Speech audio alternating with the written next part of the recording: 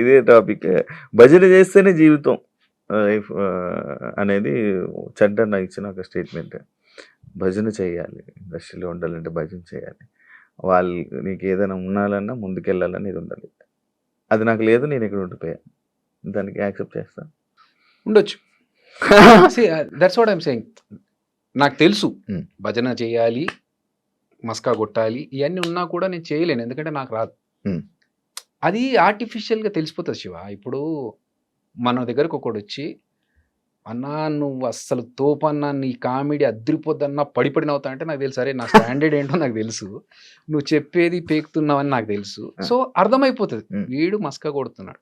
ఆ మస్కా కూడా ఏంటి, కొంతవరకు రియలిస్టిక్గా ఉంటే ఓకే, అన్నా నీ బాడీ చూస్తే జిమ్ బాడీ, ఇక్కడ అర్థమైపోతుంది. ఇది ఎగ్జాజరేట్ చేసి చెప్తారు చూసారా, మనకు అర్థమైపోతుంది వీడు కొంచెం ఆర్టిఫిషియల్ క్యాండిడేట్, వీడితో దూరం ఉండదు. సో ఇదే థింగ్ మనం అవతలతో చేయొద్దు. ఇప్పుడు ఒక హీరో సినిమా ఫ్లాప్ అయింది అనుకుందాం, మనం వెళ్ళి అద్దరిపోయింది సార్ సినిమా, అద్దరిపోయింది అన్నా, అసలు నువ్వు నెక్స్ట్ అది ఇది అని చెప్తే వాళ్ళకి తెలియదు ఆ సినిమా పోయింది, వీడు ఏదో పేకుతున్నాడు. అప్పుడు ఏంటి, మన గురించి మన జెన్యూనిటీ గురించి వాళ్ళకు ఒక డౌట్ క్రియేట్ అవుతుంది, ఎందుకు అది చేయడం. అట్లాంటి విషయాల్లో నేను చెప్పకుండా ఉండడం ప్రిఫర్ చేస్తా. అబద్ధం చెప్పి వాళ్ళని కన్విన్స్ చేసి మోసం చేయడం కంటే ఐ రాదర్ కీప్ క్వైట్. నిజంగా బాగుండి నిజంగా ఎక్స్ట్రాడినరీ అనిపించినప్పుడు వెళ్ళి చెప్తా. అది మస్కా కదా, అలా వాళ్ళకి కూడా తెలుస్తుంది జెన్యూన్. యాక్చువల్ రీసెంట్గా నేను ఒకటి విన్నది, అన్న ఇచ్చిన ఆఫర్స్ ఇచ్చిన అందరూ అక్కడక్కడ అలా మంచి మంచి పొజిషన్స్లో ఉండి మంచిగా సెట్ అయ్యి ఉన్నారు, వై అద్రే అబ్బాయి ఇంకా అలా ఉండిపోయాడు అనేది ఒకటి ఉంది. దానికి ఏం చెప్తాను? ఏమో నాకు ఐడియా లేదు, బట్ నేను నా ఫ్లోలో నేను వెళ్తున్నాను. ఏదో ఎమోషన్ అవుతున్నాను.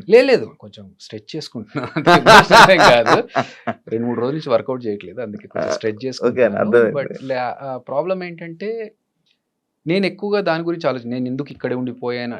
ఐఎమ్ స్టిల్ రన్నింగ్ 22 years తర్వాత కూడా I'm still in the industry. So అదొక హ్యాపీనెస్. ఒక బాధలో కూడా నేను పాజిటివ్ సైడ్ చూడడానికి ట్రై చేస్తాను. I try to be optimistic every time. So I'm happy with what I'm now. ఎందుకంటే నా లైఫ్లో టచ్వుడ్ నేను అప్పు చేయాల్సిన సందర్భం రాకుండా చూసుకున్నాను.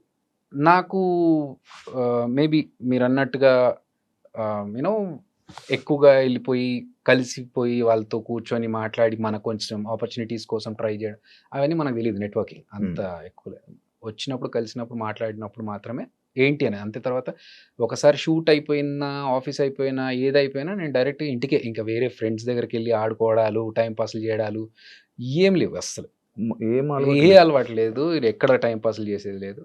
ఎప్పుడో ఎవరిదో ఫ్రెండ్ బర్త్డే ఉంది ఖచ్చితంగా వెళ్ళాలి అంటే తప్ప, ఒక బర్త్డేకి వెళ్ళడం తప్ప ప్రెసెంట్ హ్యాపీగా నేను ఇంట్లో కూర్చొని టీవీలు చూసుకుంటే, సినిమాలు చూసుకుంటే అదే నా టైం పాస్.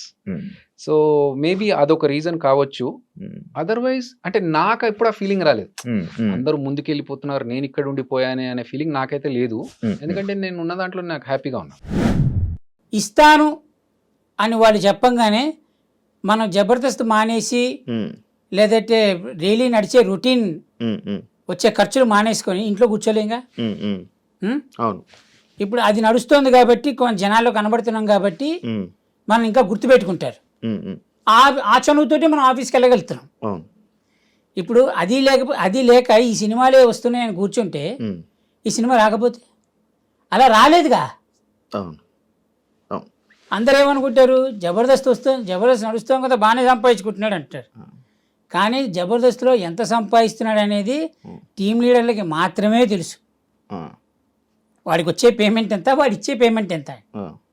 చూసేవాడు ఏమనుకుంటాడు, ఏంటి కారులో తిరుగుతున్నారు అనుకుంటారు. కానీ కారు కొనడం చాలా ఈజీ, ఈఎంఐలు కట్టద్దు. ఇల్లు కొనడం చాలా ఈజీ.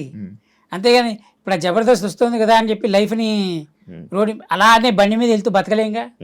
మెయింటెనెన్స్ కోసమే ఆర్టిస్ట్ సగం జీవితం శంకరాగిపోయి కాదని ఇప్పుడు జబర్దస్త్ మళ్ళీ వెళ్ళే ఆలోచన కానీ లేదు. ఇప్పుడు 2013లో జబర్దస్త్ స్టార్ట్ అయింది అయ్యా.